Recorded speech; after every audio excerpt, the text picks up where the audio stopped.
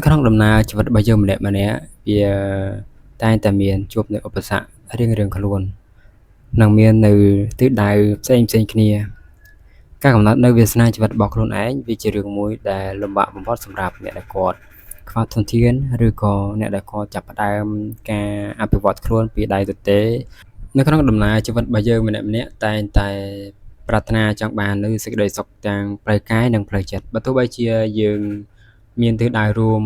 មានទិសដៅផ្សេងៗគ្នាហើយនឹងគោលដៅជីវិតរៀងៗខ្លួនយ៉ាងណាក៏ដោយក៏ប៉ុន្តែយើងតែងតែមាននៅគោលបំណងមួយគឺការចង់បានសេចក្តីសុខផ្លូវកាយនិងផ្លូវចិត្តសម្រាប់ខ្លួនឯងនៅក្នុងជីវិតរបស់យើងដើម្បីទទួលបានភាពស្ងប់សុខស្រួលវាហាក់បីដូចជាលំបាកខ្លាំងមែនទែននៅក្នុងការរៀនសូត្រពីជីវិតហើយនឹងការធ្វើការដើម្បីអភិវឌ្ឍខ្លួនជាដើមប៉ុន្តែយ៉ាងហោចណាស់ក៏មានមនុស្សមួយចំនួនគាត់ទទួលបានជោគជ័យនៅក្នុងជីវិតរបស់គាត់សមប្រកបទៅតាមអ្វីដែលគាត់ចង់បានជាក់ស្ដែងនៅក្នុងជីវិតរបស់យើងអ្នកខ្លះគាត់ដើម្បីបានសេចក្តីសុខផ្លូវកាយនិងផ្លូវចិត្តគាត់ក៏ធ្វើរបរជាកសិករកម្មករអាជីវករនិងមន្ត្រីរាជការជាដើមហើយពួកគាត់ទាំងអស់នោះដើម្បីបានទទួលបាននៅបទពិសោធន៍ការងារហើយនឹងទទួលបាននៅអ្វីដែលគាត់ចង់បានដូចអ្វីដែលគាត់ប្រាថ្នាវាហាក់បីដូចជាចំណាយពេលជាច្រើនដើម្បីរៀនសូត្រពីការងារនិងមនុស្សជុំវិញខ្លួនក្រៅពីនេះទៅទៀតរឿងដែលកាន់តែសំខាន់បំផុតនោះគឺការស្វែងយល់ពីខ្លួនឯងនិងការរកឃើញនៅអ្វីដែលខ្លួនឯងចង់ធ្វើនិងអ្វីដែលខ្លួនឯងពិតជាចង់បានពិតប្រាកដ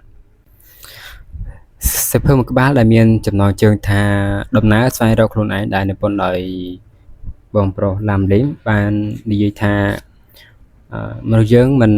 បើមិនស្គាល់ខ្លួនឯងទេនឹងបង្កើតទៅជាមហិច្ឆតាចង់បាននោះចង់ខ្លាយទៅជាមនុស្សបែបនេះហើយបែបនោះរហូតដល់ចុងក្រោយក៏ខ្លាយទៅជាជនវបលាស់វង្វេងសេចក្តីពិតក្នុងលោកីចាប់បុរាណពោលថាកុំបង្រៀនត្រីឲ្យចេះហែលទឹកហើយក៏កុំបង្រៀនឆ្កែឲ្យចេះព្រុសកុំបង្រៀនស្វាឲ្យចេះឡើងដើមឈើដែលតន័យគឺថាមនុស្សម្នាក់កើតមកជាមួយនឹងចំណុចខ្លាំងរៀងៗខ្លួនទេពកោសល្យរៀងៗខ្លួននៅក្នុងការអភិវឌ្ឍខ្លួនមនុស្សត្រូវស្វែងរកចំណុចខ្លាំងរបស់ខ្លួនឲ្យឃើញហើយដុសខាត់ចំណុចខ្លាំងឲ្យកាន់តែខ្លាំងប៉ុន្តែមិនមែនស្វែងរកចំណុចខ្សោយរបស់ខ្លួនហើយចំណាយពេលវេលាដើម្បីទៅពង្រឹងនៅចំណុចខ្សោយឲ្យខ្លាំងឡើងតើជាអំពើត្រឹមត្រូវទេដែលបង្រៀនសត្វឲ្យត្រីឲ្យចេះរត់ហើយបង្រៀនសត្វអណ្ដើកឲ្យចេះឡើងដើមឈើនៅក្នុងអត្ថន័យនេះយើងក៏បានស្វែងយល់ដែរថាជីវិតរបស់យើងម្នាក់ៗវាត្រូវតែស្គាល់ខ្លួនឯងឲ្យច្បាស់ថាយើងពិតជាចង់បានអីឲ្យប្រកបហើយតើយើងមាននៅមហិច្ឆតាក៏ដូចជាគោលដៅជីវិតរបស់យើងនឹងដល់កម្រិតណាហើយយើងគួរតែប្រៀបធៀបទៅលើទស្សនវិជ្ជាជាក់ស្ដែងរបស់យើងថាតើយើងអាចទៅដល់ចំណុចណាយើងអាចធ្វើអ្វីបានយើងចេះអ្វីខ្លះដើម្បីធ្វើវាយើងត្រូវចាប់ផ្ដើមពីចំណុចណាទៅចំណុចណានៅក្នុងអត្ថន័យនេះគាត់ក៏បាននិយាយដែរថាបើសិនបើយើងចង់បាននេះចង់បាននោះតាមតែចិត្តចង់តាមតែចិត្តរបស់យើងរារែកហ្នឹងចុះក្រោយជីវិតរបស់យើងខ្លាចទៅជាជនវបលាស់ដែលយើងមិនអាចគ្រប់គ្រងនៅចំណងរបស់ខ្លួនឯងបានរហូតខ្លាយទៅជាជនដែលមានវិកលចរិតឬក៏ការដែលគ្រប់គ្រងអារម្មណ៍អត់បានល្អវាខ្លាយទៅជារឿងដែលចង់អត់របៀបមានន័យថាយើងចង់ច្រើនហើយយើងមិនបានចាប់ផ្ដើមធ្វើវាឲ្យបានសម្រេចពីមួយទៅមួយការកំណត់គោលដៅជីវិតវាជារឿងមួយដែលកំណត់នៅគោលបំណងជាច្រើនដែលយើងចង់បានក៏ប៉ុន្តែវាខុសគ្នាជាមួយនឹងការចង់ធ្វើអ្វីមួយចង់បានអ្វីមួយក្នុងពេល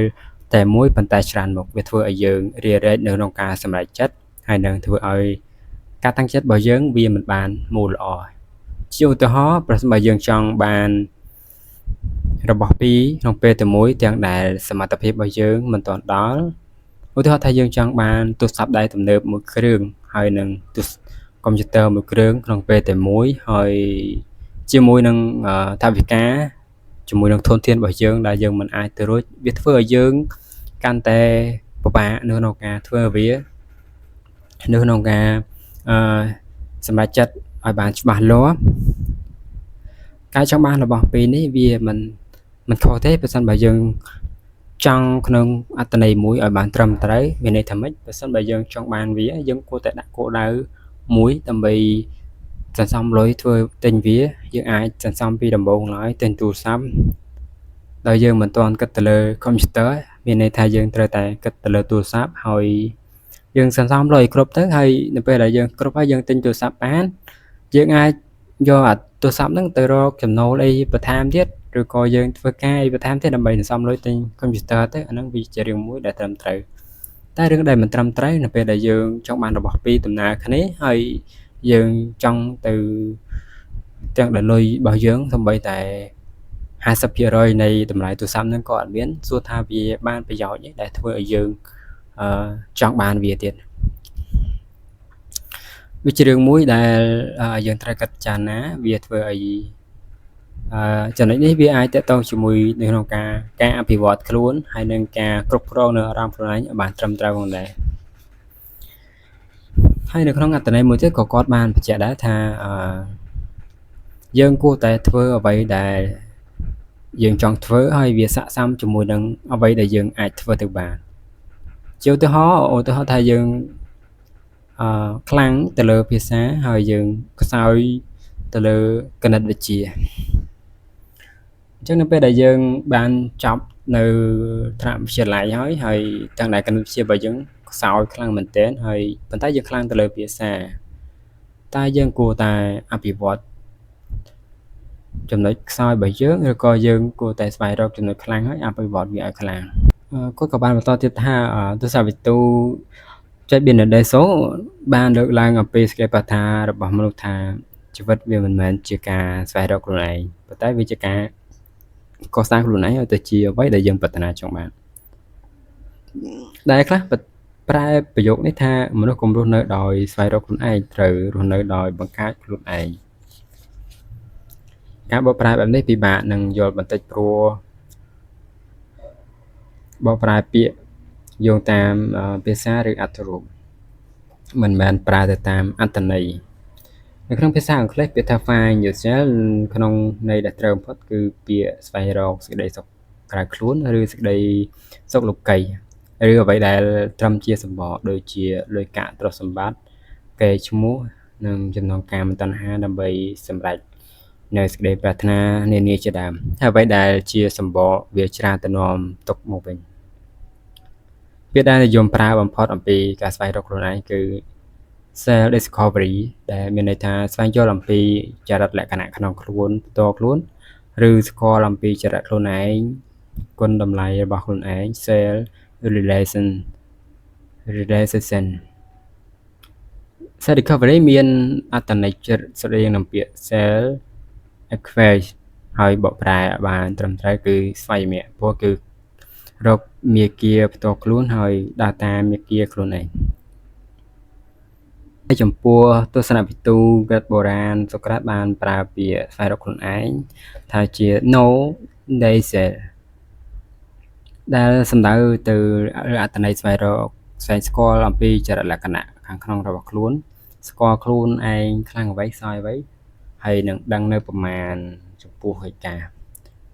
ទ្រឹស្ដីពុទ្ធនិយមក៏មានបង្ហាញអំពីការស្គាល់ខ្លួនឯងជាពិសេសក្នុងការយកជ័យជំនះលើខ្លួនឯងដោយប្រើពាក្យថាមត្តញ្ញុតាក្នុងន័យនេះអ្នកជោគជ័យតែងតែស្វែងរកខ្លួនឯងស្គាល់ខ្លួនឯងហើយអ្នកស្វែងរកខ្លួនឯងឃើញស្គាល់ខ្លួនឯងហើយតែងតែទទួលបានជោគជ័យតែការស្វែងរកខ្លួនឯងនិងការកសាងខ្លួនមានទំនាក់ទំនងគ្នាបែបណាសុខភាពកសិទ្ធខ្មែរលោកលើកថាឃើញដីឃើញដំរីជុះកុំជុះតាមដំរីបុគ្គលដែលមិនចំណាយពេលរកខ្លួនឯងឲ្យឃើញហើយចេះតែមានចិត្តចង់កសាងខ្លួនឯងឲ្យក្លាយទៅជាមនុស្សបែបនេះឬមនុស្សបែបនោះច្រើនតែវិបលាស់វែងបានតែការខកចិត្តព្រោះអ្វីគឺពីព្រោះតែមិនដឹងប្រមាណនៅក្នុងអមតញ្ញុតាជាមុនសិនមុននឹងគិតប្រើទៅស្ដីបង្កើតខ្លួនឯងគិតតែពីសម្រុកកសាងខ្លួនឯងមនុស្សចង់ឡើងភ្នំតែមិនដឹងថាតើភ្នំកម្ពស់ណា ត្រូវការប្រើពេលប៉ុណ្ណាត្រូវការឧបករណ៍ត្រៀមការពារហានិភ័យអ្វីខ្លះនិងត្រូវការកម្លាំងប៉ុណ្ណានេះជាបញ្ហាមកពីមិនសិក្សាពីខ្លួនឯងមិនស្វែងរកខ្លួនឯងគិតតែពីចង់ទ្រឹស្ដីសង្គ្រាមតែងលើកឡើងថាស្គាល់គេស្គាល់ខ្លួនឯងច្បាស់100 ដងឈ្នះ100 ដងមានន័យថាស្គាល់គេហើយនឹងស្គាល់ខ្លួនឯងនៅពេលដែលច្បាំង100 ដងគឺឈ្នះទាំង100 ដងហើយបើមិនស្វែងរកខ្លួនឯងមិនសិក្សាពីខ្លួនឯងមិនស្គាល់ពីខ្លួនឯងផងច្បាំង100 ដងគឺច្បាស់ជាចាញ់ទាំង100 ដងវាជាអត្ថន័យមួយនៅក្នុងការពិចារណានៅក្នុងការអភិវឌ្ឍខ្លួនហើយវាជារឿងដែលសំខាន់ខ្លាំងតែមែនតើនៅពេលដែលយើងបានសិក្សាស្វែងយល់អំពីខ្លួនឯងបានច្បាស់ហើយយើងបន្តអភិវឌ្ឍខ្លួនឯងបន្តទៀតហើយសម្រាប់វីដេអូនេះគឺមានតែប៉ុណ្ណឹងអរគុណអ្នកទាំងអស់គ្នាសម្រាប់ការតាមដានស្ដាប់ពីដើមរហូតដល់ចប់ជួបគ្នានៅវីដេអូបន្ទាប់ទៀតសូមជម្រាបលា